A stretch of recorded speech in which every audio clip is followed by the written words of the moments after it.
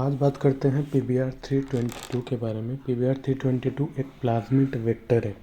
Vector उसको बोलते हैं, बायोटेक्नोलॉजी में वेक्टर का मतलब होता है जो किसी भी डिज़ायर्ड डीएनए को या डिज़ायर्ड डीएनए फ्रेगमेंट को होस्ट सेल के अंदर ट्रांसफ़र करवाने में हेल्प करे, उसको बोलते हैं वेक्टर।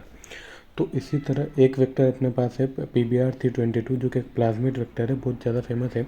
तो इसको आज अपन 10 मिनट के अंदर पूरा अच्छे से समझते हैं। सबसे पहले बात करते हैं PBR322 एक क्लोनिंग वेक्टर है, और क्लोनिंग वेक्टर में भी ये जो है अपने पास एक प्लाज्मिड वेक्टर है।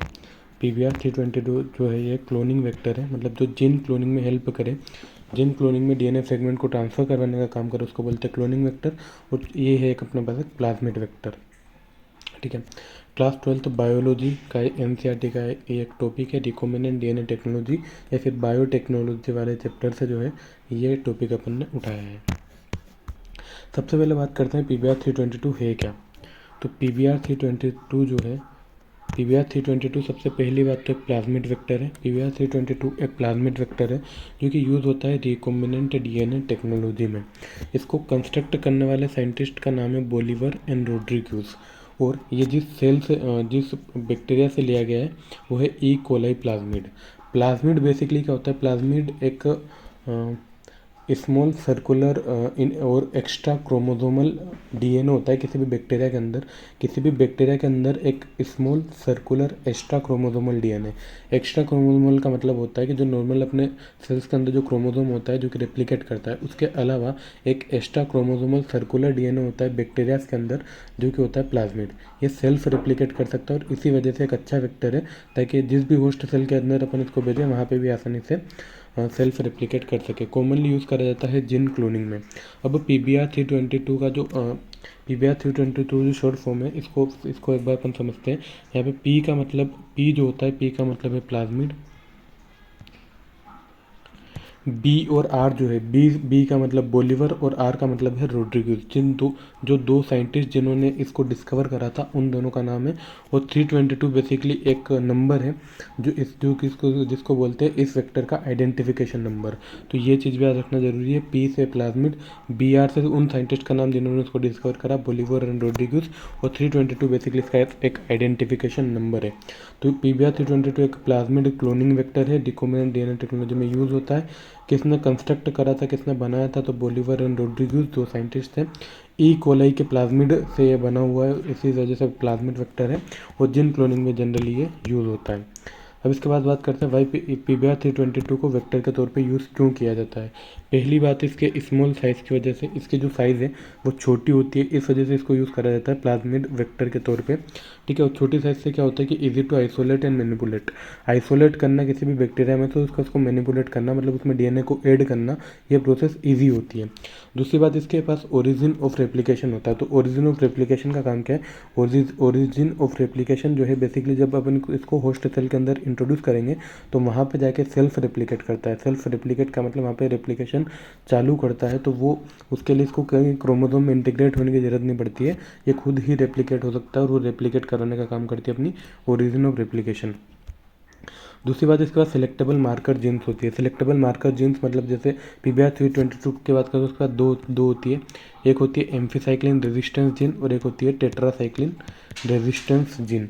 एम्फीसाइक्लिन रेजिस्टेंस जीन और टेट्रासाइक्लिन रेजिस्टेंस जीन जो है सिलेक्टेबल मार्कर जीन्स होती है।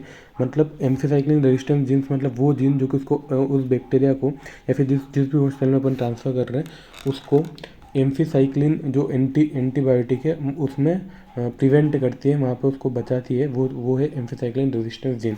और टेट्रासाइक्लिन सेम जो टेट्रासाइक्लिन एंटीबायोटिक में उसको बचाती है, वो है उसके टेट्रासाइक्लिन रेजिस्टेंस जीन। तो जनरली PBR322 मतलब ई कोलाई के बैक्टीरिया से निकाला जाता है। तो ई कोलाई के पास ये दो जीन होती है, रेजिस्टेंस जीन एक एम्फीसाइक्लिन के लिए और एक टेट्रासाइक्लिन के लिए। और यही अपने सिलेक्टेबल मार्कर के तौर पे भी यूज़ होती है। जब इसको अपन होस्ट सेल के अंदर इंट्रोड्यूस करेंगे तो होस्ट सेल में जो अपन ने प्लाज्मिड इंट्रोड्यूस करा है वहाँ पे इंट्रोड्यूस हुआ या नहीं हुआ ये पता करने के लिए इन दोनों मार्कर जिनका अपन यूज़ करते हैं। मतलब कि अपन क्या करते हैं कि एम्फीसाइक्लिन जो एंटीबायोटिक है उसमें जो होस्ट है अपना उसको ग्रो करवाएंगे। अगर वो ग्रो हो गया तो इसका मतलब उसके अंदर एंटीबायोटिक या फिर टेट्रासाइक्लिन दोनों में से कोई एक रेजिस्टेंस जीन उनके अंदर गई है, मतलब प्लाज्मिड अंदर गया है और प्लाज्मिड जाता है तो उसको अपन बोल देते हैं कि प्लाज्मिड अंदर इंट्रोड्यूस हो गया है। लेकिन इंट्रोड्यूस होने के बाद उस जो प्लाज्मिड अंदर गया है क्या उसमें अपना डिज़ायर्ड डीएनए है या नहीं, ये पता लगाने का काम भी कौन करता है, सिलेक्टेबल मार्कर जिनके हेल्प से ही करते हैं। कैसे करते हैं उसके लिए अलग से अपन एक वीडियो में देखेंगे। और एक और बात है कि यूनिक रेस्ट्रिक्शन एंजाइम साइट, इसके बाद बहुत सारी रेस्ट्रिक्शन एंजाइम की साइट होती है, जैसे कि अपने पास इसके बाद PST1 की होती है, हिंद थर्ड की होती है, क्ले 1 की होती है। ऐसे बहुत सारे रेस्ट्रिक्शन साइट्स की इसके पास रेस्ट्रिक्शन एंजाइम की इसके पास साइट होती है, जिसकी वजह से क्या है कि मतलब उस सेम रेस्ट्रिक्शन एंजाइम से जिससे अपन ने किसको डिजायर्ड डीएनए को कट करा है, सेम उसी रेस्ट्रिक्शन एंजाइम से अपन इसको भी कट कर सकते हैं, क्योंकि इसके पास अलग अलग 7-8 रेस्ट्रिक्शन एंजाइम की साइट इसके पास प्रेजेंट होती है।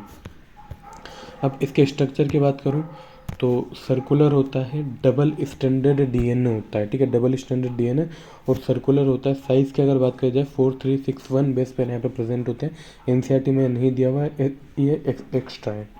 मेन कंपोनेंट की बात करूँ तो इसके पास ORI ओरिजिन ऑफ रेप्लिकेशन होता है, एम्फीसाइक्लिन रेजिस्टेंस जीन होती है और टेट्रासाइक्लिन रेजिस्टेंस जीन होती है।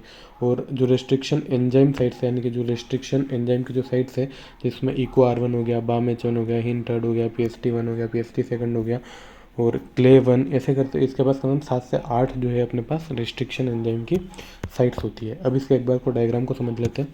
डायग्राम की अगर मैं बात करूँ तो यहाँ पे ये है अपने एम्फीसाइक्लिन रेजिस्टेंस जीन और ये है टेट्रासाइक्लिन रेजिस्टेंस जीन, ये है अपना ओरिजिन ऑफ रेप्लिकेशन और यहाँ पे आरओपी होता है रेप्लिकेशन ऑफ प्रोटीन। मतलब कि जब ये प्लाज्मिड किसी होस्ट सेल के अंदर आपने इंट्रोड्यूस करवा दिया, वहाँ पे इंट्रोड्यूस करके रेप्लिकेशन भी करने लग गया, बट कितना रेप्लिकेशन करना है, मतलब बहुत ज़्यादा भी नहीं करना है, तो उसको कंट्रोल करने का काम करता है ROP replication of protein, replication over protein, ठीक। और इसमें जो अपने पास रेस्ट्रिक्शन एंजाइम की साइट्स है उसमें अपने पास टोटल 8 साइट्स होती है, PST1 PUV1 EcoR1, ठीक है, PST1 PUV1 EcoR1 clay 1 Hind third BAM-H1 साल 1 और साथ के साथ PVU सेकंड। ये 8 साइट जो है अपने पास यहाँ पे प्रेजेंट होती है। इनको याद रखने का तरीका अपन देखते हैं। तो इनको याद रखने का एक तरीका, एक निमोनिक से पेस्ट PU, इनको याद रखने का एक तरीका वो है पेस्ट PU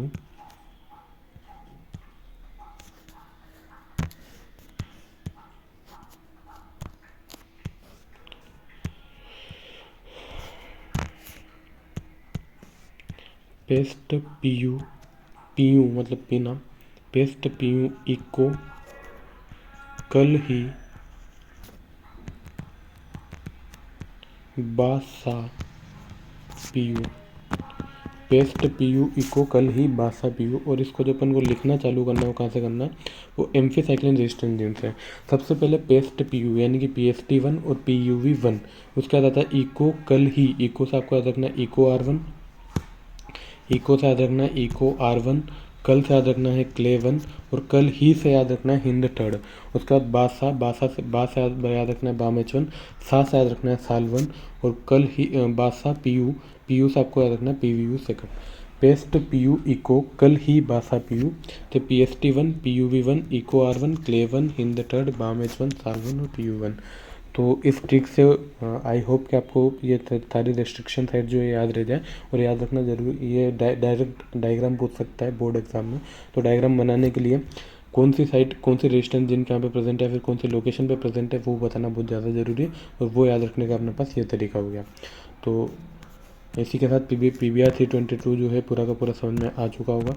अगर इसमें कोई भी डाउट है तो कमेंट सेक्शन में बता सकते हैं। फिर अगर कोई दूसरा टॉपिक जो कवर करना है तो वो भी आप कमेंट सेक्शन में बता सकते हो।